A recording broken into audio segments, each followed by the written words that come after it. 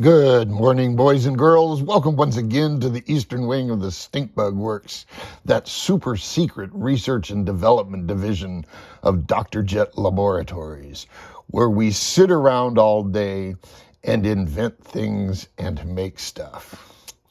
Today I'm going to talk about the MHZ Gecko. But first, I want to share a couple of things with you.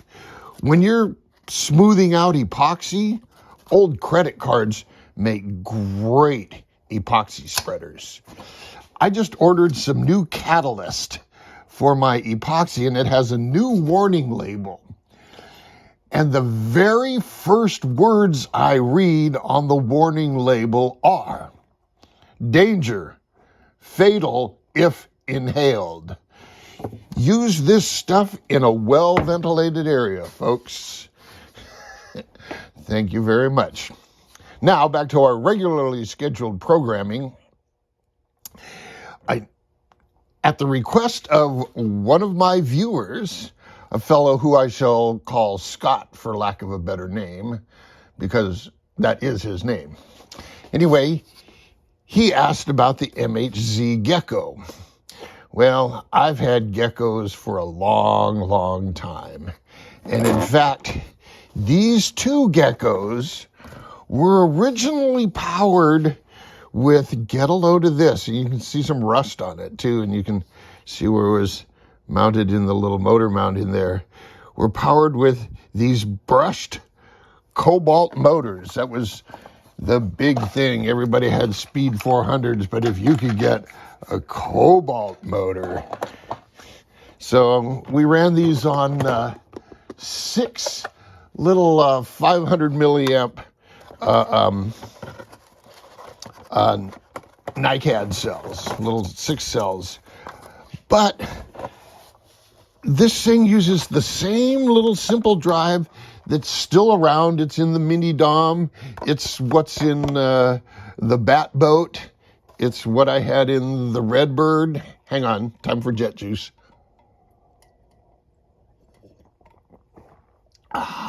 Gotta have the jet juice. Now this one, it looks like I upgraded to a ball bearing shaft at one time.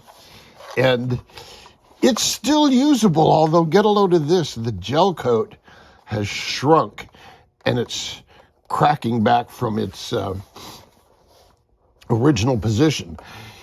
A couple of things about MHZ hulls. MHZ hulls are really nicely made. They're light. The edges are crisp and sharp. These little strakes are a perfect example of really crisp, sharp molding. I mean, these are really, really nice. They're also joined in a wet process, meaning they mold up the bottom hull in one side of the mold. They mold up the top hull in the other side of the mold. Boy, am I having a problem with my tongue today. Here, one side of the mold and the other side of the mold have the parts in them while they're still wet. Then they put them together and go around and get the seam and such. And that gives you a real nice seam here, you know, with just a bare little bit of flash. And most of the flash won't have any fabric in it.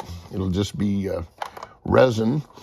And so they get a really good, strong, light hull. I like MHZ hulls. Now, to power them. Let's get to powering. So these were my older ones, and they went through, you know, these cobalt motors and NiCads, and then later went to a brushless motor, and then later went to lipos and modernized the things. So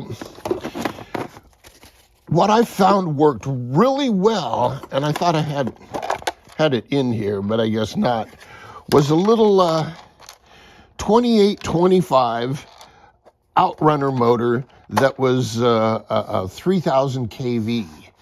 And 3000 kV would turn a 29 millimeter prop running on either 2S or 6 cells And these things would literally fly. I mean, they would spend more time in the air or completely underwater than they did on the water. There was a whole lot of, hey, watch this when you drove the Gecko. Hang on. Anyhow, with an outrunner motor and heavy batteries, they were self-righting. They were real close to being self-righting. You had to have the weight down low, and, with this bubble on the canopy, it would allow it to roll over with a blip of the throttle. And so I said, well, I was going to try one with an in-runner motor and just, and a little flood chamber. I had a piece of carbon fiber tube. It says, I don't need much. I thought I'd throw this tube in and make a little flood chamber and see if it would self-right with an in-runner motor. Stand by. And that was my tribute to the Hitchhiker's Guide.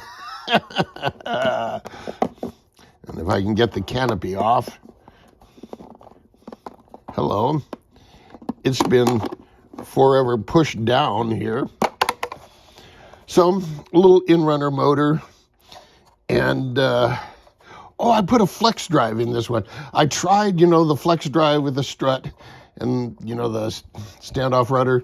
And to tell you the truth,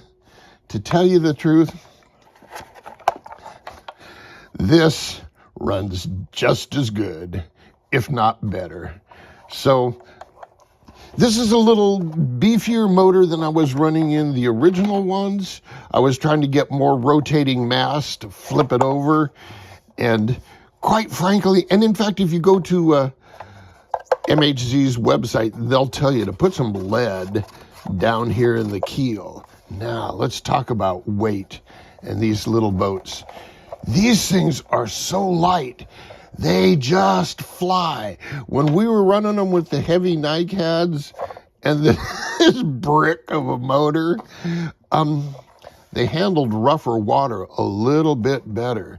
So a little bit of weight down at the very bottom to help them self-right with an outrunner motor. That would be the way I went. Going this way, yeah, it's cool, but it didn't really achieve anything that wasn't already achieved. So don't panic. And this one actually had the infinite improbability drive. You'd have to be a fan of the Hitchhiker's Guide to get that little joke. So there you go. This, by the way, is when you order a stock one. I'm going to have to put some rubber cement on that. When you order the stock factory built one, this is what you get. Nice rudder, everything nice. Can't complain. Highly recommend these things. And the price is right. Oh, one other thing I wanted to tell you. They modified the hull at some time. You notice down here on the aft deck, that was a little hard to tape up. So they did clean that up for you to tape. So if you're looking at used ones, make sure you get one that has the easier to tape up hatch. So there you go. That's my review on the MHZ Gecko. I give it 2 thumbs up. Hey, watch this. Jet out.